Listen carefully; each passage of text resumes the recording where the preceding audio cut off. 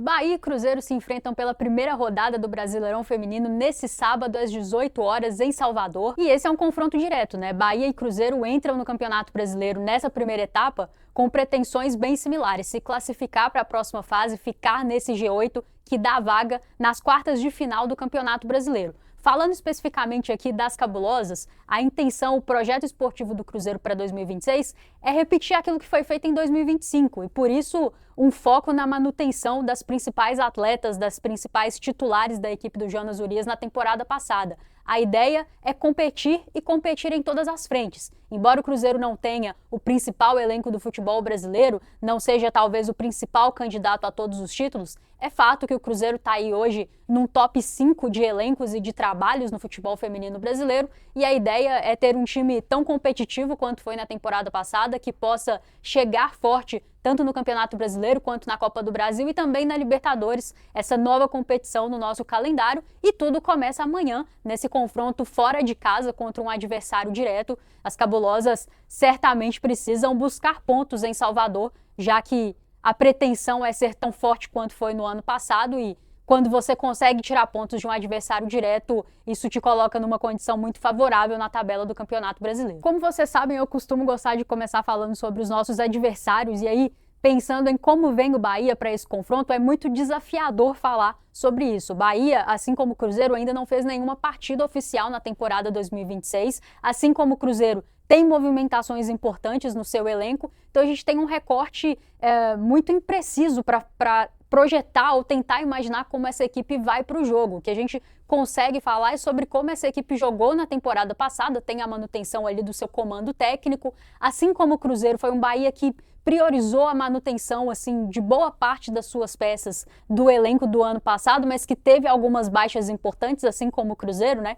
E fez contratações interessantes, ao meu ver, tá? Acho que o Bahia vem mais uma vez com um time bem competitivo e acredito que vai chegar entre esses 8 da segunda fase do Campeonato Brasileiro até com certa tranquilidade. Mas dizer como esse time vai jogar é um pouco desafiador nesse momento. A gente tem aí lastro da temporada passada, mas vocês sabem como funciona no futebol, às vezes as mudanças no seu elenco te obrigam a mudar a forma de jogar. Mas é fato que esse Bahia na temporada passada, em jogos como, por exemplo, contra o Cruzeiro, adversários desse nível de Série A1, era uma equipe que costumava priorizar um jogo de transição. O jogo do Bahia passa muito pouco pelo meio-campo, inclusive, nesse tipo de confronto. E o último jogo do Bahia nesse contexto foi em novembro do ano passado, quando perdeu para a Ferroviária nas quartas de final da Copa do Brasil. E aí depois disso só teve o segundo jogo da final do Campeonato Baiano contra o Vitória, que aí não era uma equipe naquele momento de Série A1 de Campeonato Brasileiro. Pegando esse confronto contra a Ferroviária, os próprios confrontos contra o Cruzeiro que nós fizemos pela Supercopa do Brasil, pelo Campeonato Brasileiro, a gente pode esperar um Bahia que se posicione dessa forma em campo. Um time que combate demais, que compete demais, tenta o tempo inteiro retomar essa posse de bola, porque não faz lá tanta questão de ter mais posse de bola do que esse perfil de adversário, e todas as vezes que recupera essa posse tem um jogo bastante vertical, tenta agredir de maneira muito vertical seus adversários, e assim se destacou no ano passado, né? E aí é importante dizer que o Bahia perdeu duas peças que eram fundamentais para esse tipo de jogo, embora não tivessem sido titulares ali ao longo de toda a temporada, que é a Raíza, que fechou com o Corinthians, e a Catiúcia, que fechou inclusive com o Atlético Mineiro. Uma pena, porque considero uma boa jogadora. Mas eram atletas desse escape, né? Atacantes com essa capacidade de rapidamente chegar lá no último terço e finalizar. A Raíza, então, fez uma ótima temporada com a camisa do Bahia em jogos nesse sentido. E por se tratar de um primeiro jogo da temporada, caso o Bahia venha com uma estratégia similar, preocupa, né? O Cruzeiro, certamente ainda longe do seu ritmo ideal, vai precisar trabalhar muito bem essas transições defensivas para não sofrer tanto assim. Inclusive, na temporada passada, nós sofremos bastante nas nossas transições defensivas contra esse próprio Bahia na nossa estreia na temporada. Naquele momento era uma competição diferente, mas o contexto era muito parecido. Um jogo fora de casa em que nós, ainda com o time bastante mexido, o Jonas tentando encontrar a melhor formação e, óbvio, as jogadoras tentando entender o modelo de jogo e se entrosarem, tivemos ali algumas dificuldades. Foi um time que sofreu nas suas transições defensivas, acabou sendo suficiente para não sofrer nenhum gol. E o Cruzeiro, numa batida de escanteio, né, Lelê faz um gol de cabeça, essa que, aliás, foi uma cena que nós vimos repetida ao longo da temporada. A capacidade desse time de aproveitar, fazer muito bom uso de uma bola parada ofensiva. Que essa seja a tônica amanhã também.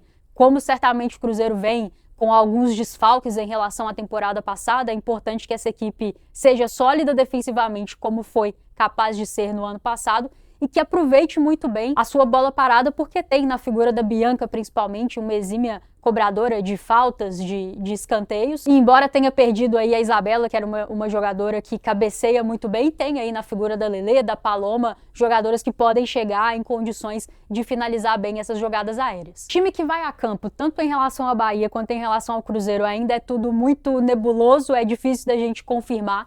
Eu certamente não vou me arriscar a escalar o time do Bahia, até porque nem a goleira eu consigo confirmar. Embora a Yane tenha terminado a temporada muito bem, o Bahia contratou a Mari Camilo, né, que também é uma goleira que vem aí, no mínimo, para disputar essa posição. Então eu não vou me arriscar de escalar o Bahia aqui, a gente vai precisar assistir um pouco mais desse time para entender como elas vêm nessa temporada. Em relação ao Cruzeiro, difícil cravar as 11, mas algumas coisas a gente já pode falar.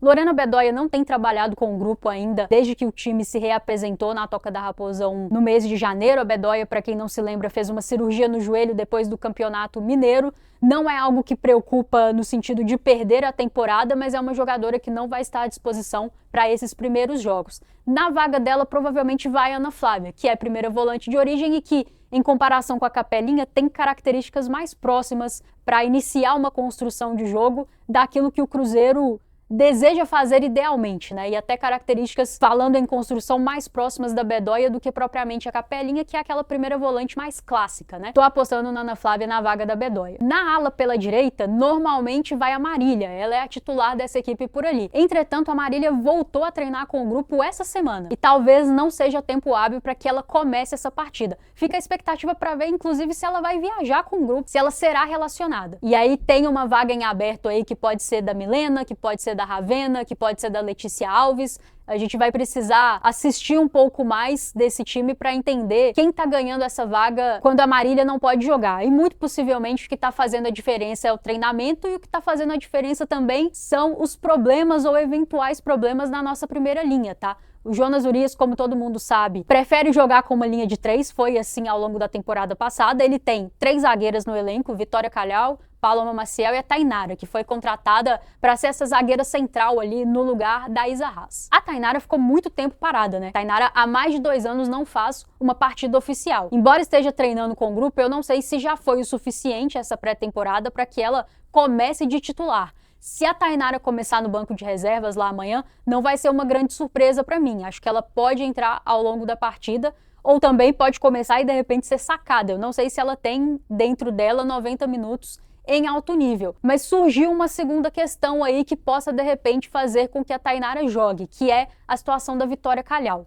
Quando nós estivemos lá na Toca da Raposa 1, algumas semanas atrás, para acompanhar o treino aberto, a imprensa esteve lá, alguns sócios torcedores também acompanharam, a Calhau estava fazendo trabalhos internos, o Cruzeiro informou ali, controle de carga. E ela não tem aparecido nas mídias que o Cruzeiro divulga de treinamento, tá? Para quem acompanha aí mais de perto, o Cruzeiro sempre posta vídeos, fotos, e a Calhau não tem aparecido nessas imagens. Esse conjunto de informações me leva a crer que talvez ela não esteja disponível para essa partida contra o Bahia amanhã.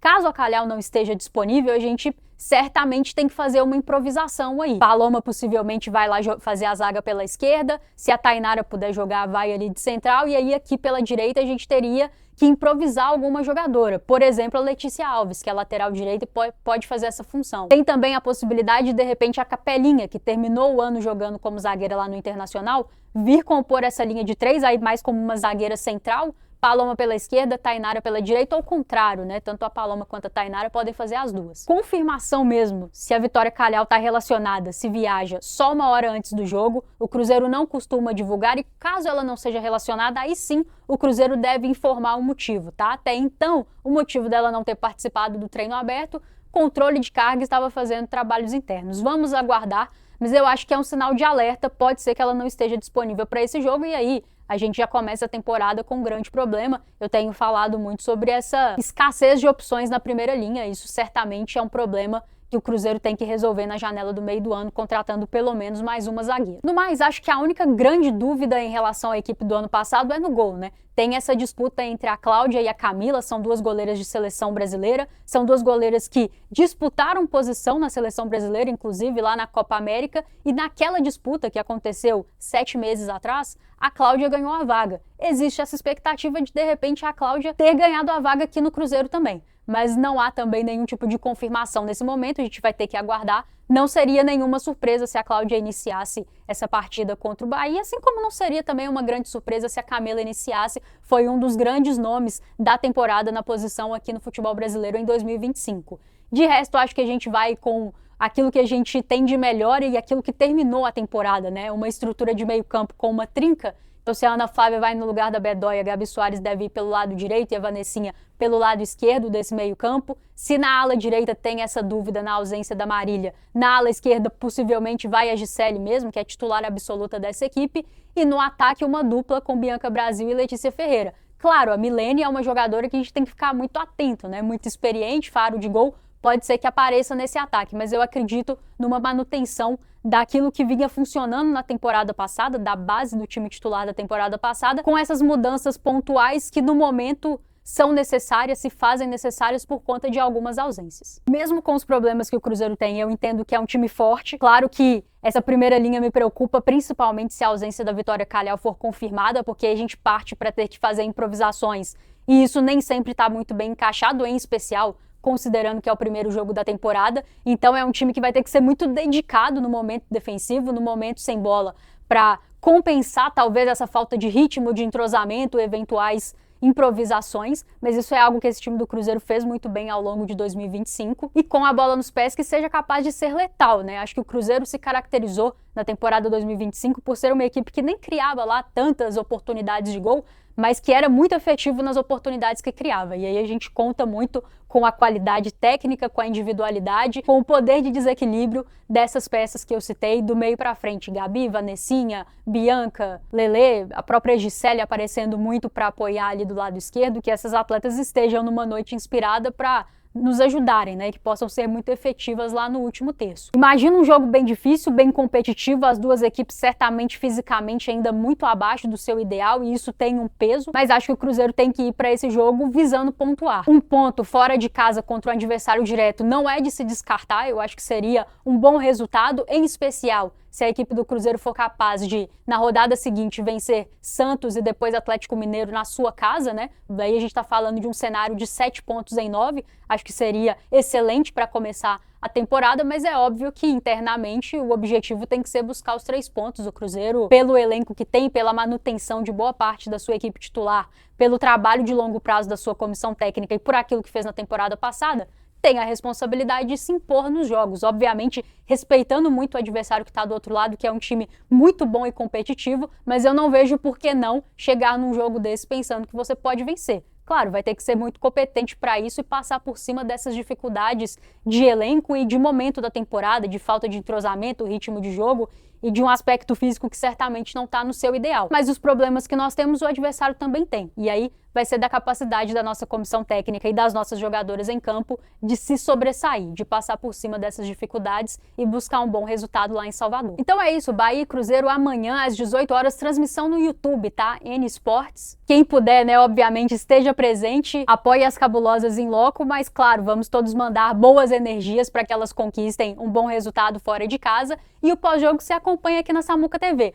Ainda não sei se no domingo tem esse trem todo aí do carnaval, talvez isso atrapalhe um pouquinho as nossas gravações, mas em algum momento da semana que vem, pós-jogo aqui na Samuca TV, e tomara que de vitória, tomara que as cabulosas comecem a temporada com um triunfo diante do Bahia. Essa é a minha expectativa, minha torcida, tô mandando boas energias para isso. Um abraço.